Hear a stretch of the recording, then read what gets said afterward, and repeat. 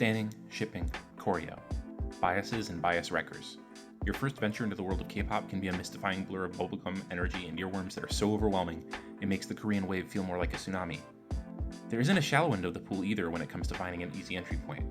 If you've paid any attention to pop music in the year of our Lord 2020, you've probably heard of at least a few K-pop groups, BTS or Blackpink, maybe even Girls' Generation. But maybe you haven't known how to take that next step. Maybe you've looked out on the screaming crowds, the complex dances, and the syncretic sounds of K-pop and wondered, how do I start getting into it? My name is Jordan Cassidy, and today, I'm going to help you get into K-pop. Let's start with the basics. What is K-pop? Well, it's a lot of things. It's an international pop phenomenon. It's an aesthetic. It's a decade-spanning movement. It's a testament to the power of fandom. It's a massive remix of every idea that's ever passed between the ears of Western pop mavens. It's a full-blown culture industry. K-pop is, in other words, a many-headed beast. But let's start with this. K-pop is soft power. According to this one definition I just looked up, soft power is the capacity an international player has to influence others by non-coercive means. It's what you do if you want to change how someone else behaves or thinks, but you neither want nor have the capacity to force them. Starbucks, for instance, is an example of American soft power. It quietly represents American ideas about public spaces, commerce, and of course coffee. Or in a more relevant example, American pop culture is itself a massive network of icons, sounds, and touchstones that generate soft power for the US. When you export enough culture, even when other folks around the world don't know the words in your language, they start to think, feel, and look a little bit more like you. K-pop is soft power. The Korean wave is the term for more than half a century of Seoul's cultural expansion. If you live in the US and you have a favorite place to go get some kimchi jjigae, then you felt it. The idea of the Korean wave can be traced all the way back to 1948, where Kim Gu, a leader in the Korean independence movement, wrote, "Because I have felt the pain of being invaded by another nation, I do not want my nation to invade others. It is sufficient that our wealth makes our lives abundant. It is sufficient that our strength is able to prevent foreign invasions. The only thing I desire in infinite quantity is the power of a noble culture." In a way, K-pop is that noble culture, and it certainly makes a lot of people very, very happy. If you're watching this video, then you're probably new to the world of K-pop, and the only thing you might feel like you know for certain about it is that K-pop fandom is wild, like super wild. When people compare boy group BTS's global popularity to the Beatles, they aren't exaggerating. They might even be underrating it a bit, at least in terms of its intensity. You should know this isn't just because BTS and other idol groups like them are super talented vocalists, dancers, and rappers backed by the world's best pop music alchemists, though that's certainly part of it. In fact, K-pop fandom probably has as much in common with Lost fans as it does with teenage girls standing front row for the British invasion of the 1960s. Once you start digging in, K-pop fandom can be as much about the lore as the music itself. Getting into K-pop often means puzzling apart obscure fan theories, piecing together esoteric imagery from music videos, promo images, and teasers, or hunting down every idol's appearance across a wide gamut of variety shows. But let's back up. You don't have to get that deep if you don't want to. Step 1 and Step 2 are just this. Listen to some tracks, watch some videos, rinse, repeat. Here, check this out.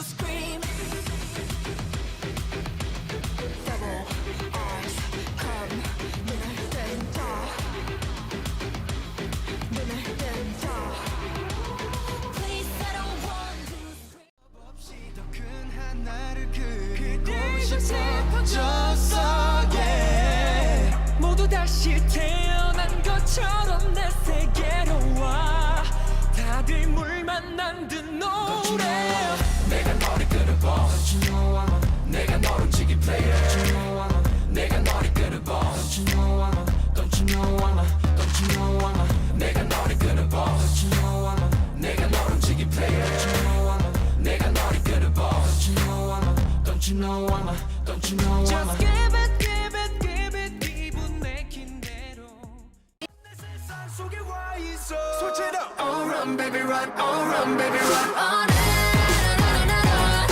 run baby run Oh run baby run Oh run baby run Oh run baby run Oh run baby run Oh run baby run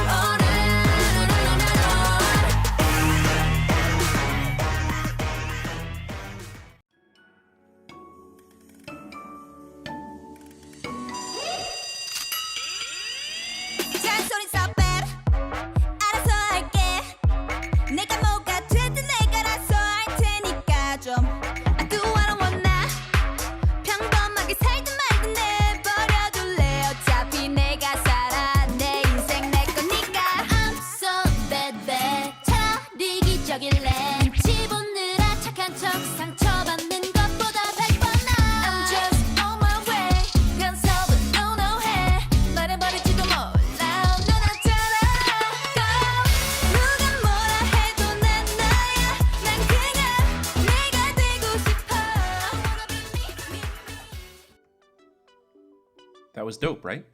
The dense layering of sounds, the eclectic mix of instrumentation, the sprawling, vibrant visuals, that virtuosic choreography. Honestly, if you can appreciate any of that, then congratulations, you've started getting into K-pop. So what's the next step? Well, there's the language, and I don't mean Korean. K-pop is chock-a-block full of terminology that's worth making at least a little effort to get to know. It's one of those instances where a little work up front will make things a lot easier down the line. So here's a few to get you started. Standing, bias, bias wrecker. These are three of the more common terms you'll see that deal with how fans relate to K-pop groups. Standing is a more intense extension of general fandom. If you stan a group, you probably rack up plays of their new singles on YouTube. Standing is the step from buying a group's merch to trying to get other people to buy their merch. It's a move toward evangelism. It's solidarity. If you stan a group, you also need to have a bias, which in this case just means favorite. Your favorite member of a group is your bias. And then there might be another person in that group who makes you question that bias.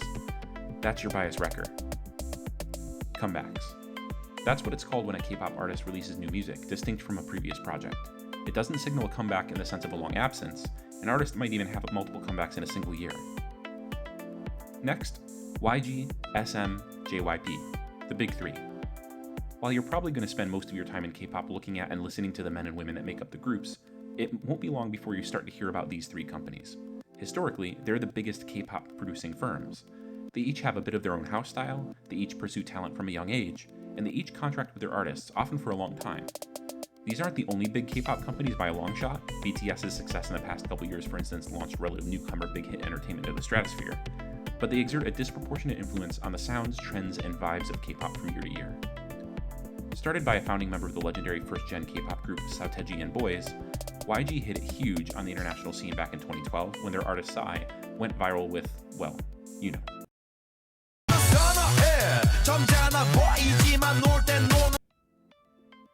And YG hasn't really lost any ground since then. Arguably the biggest girl group on the planet, Blackpink, calls YG home. SM, founded in 1989, has been home to some of K-pop's biggest names, including the now disbanded Girls' Generation, the high-impact sci-fi collective NCT and all of its spin-off subunits, and the popular dual-concept girl group Red Velvet. And even though JYP has been around for just a couple decades, their success with second and third generation groups like Wonder Girls and GOT7 set them up for an extremely strong entrance into current-day fourth-gen K-pop. Currently, JYP is home to heavy hitters like Twice and Stray Kids. Wait, generations? Yeah, that's another one. One way of reading the industry's history is as a series of waves that roughly correspond to K-pop's expansion. The first generation is just that, the first wave. Saoteji, HOT, and SES, these are the pioneers who basically created the template for how the sounds of Western pop and hip-hop would be remixed into something uniquely Korean. The second generation is basically the 2000s, when K-pop began to expand beyond South Korea's borders into the rest of Southeast Asia. This is where groups like Super Junior and Girls' Generation broke out upon the scene. The third generation sees K-pop move from being a niche hobby for the Western audiences to a full-blown obsession. I've already mentioned some of the big names here, Twice, Blackpink, and of course BTS. These are all third-generation artists. Also, I'm not even touching most soloists right now, which is a shame. Shame on me, there's so many great soloists that are key to the K-pop environment, but we gotta keep moving forward. We should talk for a second about the artists themselves though. K-pop groups range in size from 3 or 4 on the small side, all the way up to more than a dozen. Within each group, the members usually break down into a few key positions. Sometimes they overlap, and often a single member will play several roles, but knowing that breakdown is still a useful way to track the individual members, and at least in my experience, is a relatively easy way to deepen your investment in a group. So let's break it down now. Broadly speaking, there are 2 kinds of roles, performance-oriented roles and promotion-oriented roles. On the performance side, you've got 3 more categories, the vocalists, the dancers, and the rappers. Most K-pop groups will have some arrangement of performers across these categories. Then on the promotion side, you've got the leader, the visuals, the face or center, and the maknae. The performance roles all have to do with just that, the responsibilities that the individuals in a group have for a performance. The promotional roles, on the other hand, are all about how the social dynamics of the group play out and then get represented out to the fans. The most confusing thing about the performance roles are how each position breaks out into sub, lead, and main. Sub explains itself. A sub-vocalist is someone who provides vocal support but generally won't get any of the group's more technically difficult or showy lines. The lead vocalist is not the best singer in the group. Usually they're the second best. Often lead vocalists get the lion's share of the verses, And then you've got the main vocalists, the top of the class, numero uno. Main vocalists are where you usually hear the highest notes, longest belts, and most technical breath control. The other roles break down in more or less the same way: sub, lead, and main rappers, sub, lead, and main dancers. Not all groups have every role covered, of course, but that's the building blocks. I'm gonna leave the promotional-oriented roles for you to discover on your own. From what I can tell, they're sort of contested in Western fandom a little bit, and seem in some circles anyway to be falling out of favor, especially the visual, which is just the person who people think is the hottest. Just note that the leader is, well, the leader, often the oldest and often like a maternal or paternal figure to the rest of the group. And then the maknae is the youngest, usually, unless they're not. None of this is an exact science.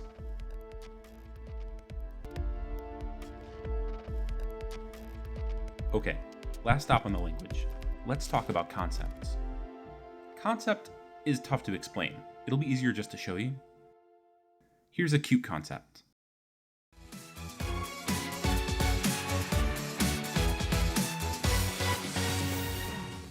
Here's a school concept.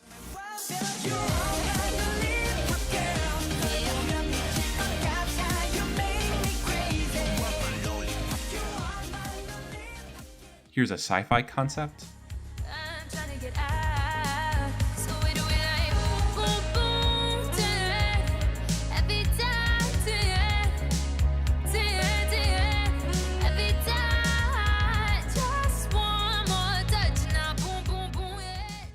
Here's a dark concept.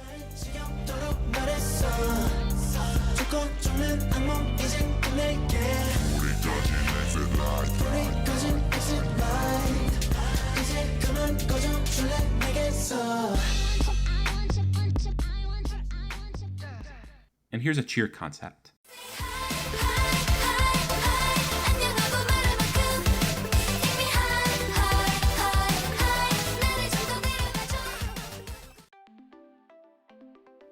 Get it? A concept is the sum total of a group's aesthetic on any given performance, song, or music video. Right now, Girl Crush is the concept that sees some of the best success here in the West. Current groups like Blackpink, ITZY, and G-Idol have all built out videos and aesthetics that blend femme-fierce attitudes, girl next-door looks, and more aggressive vocal deliveries. Groups don't always stick with a concept for an entire album, or even for an entire single. Concept is about fit. A dark concept won't usually work with a group that's known for cute, bubbly performances. Concept is also about getting the timing right too. If the market is starving for military concepts and you give them yet another group of cheerleaders, it might be harder for them to stand out.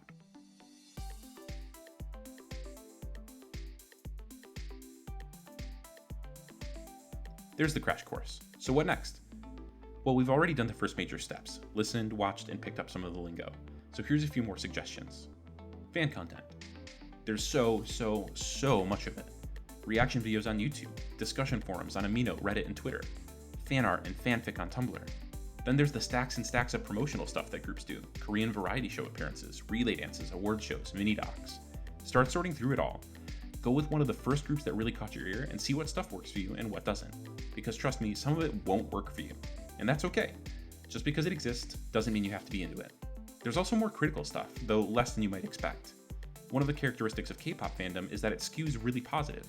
It can be hard to find a truly negative review, for instance, of a popular single. Very unlike the American music press, which can be pretty biting. Still, there are smart takes to be had out there. React to the K, for instance, makes amazing videos with Eastman School of Music students who break down K-pop singles with music theory and walk you through the technical aspects that make K-pop tick. Then there are folks like Form of Therapy, Elliot New Village, and Samuel Bradley, who bring their own expertise in video production, dance choreography, and vocal performance to enrich your engagement with K-pop music and music videos.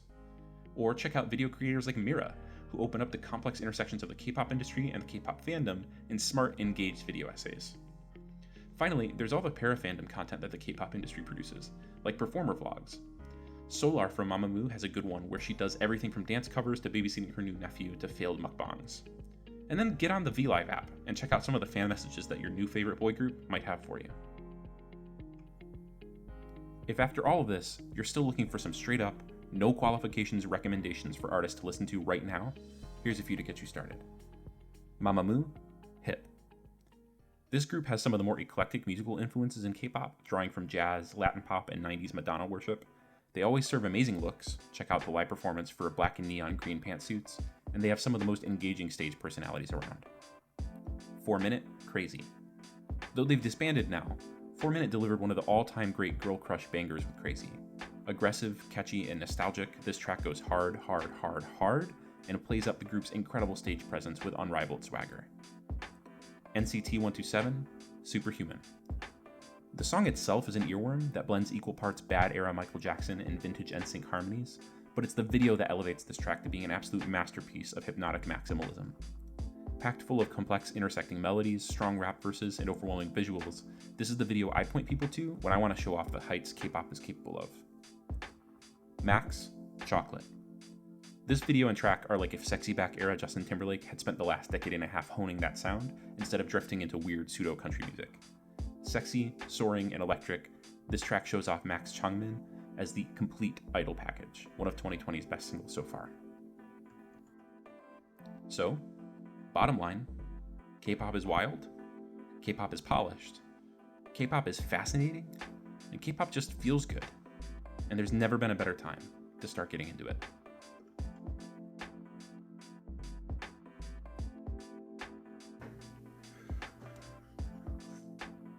Oh god, that was a lot. Yeah, K-pop is incredible. Let me know if I got anything wrong. If you have a favorite artist that you think people should check out, go ahead and put it down in the comments. And if you thought this video was good, if you enjoyed it, if you got something out of it, go ahead and hit that like button. And if you want to see more videos like it, where I do kind of deep dives into how to start getting interested in these different hobbies and crafts and subcultures, go ahead and subscribe. My name is Jordan Cassidy. This was Getting Into It. Be good.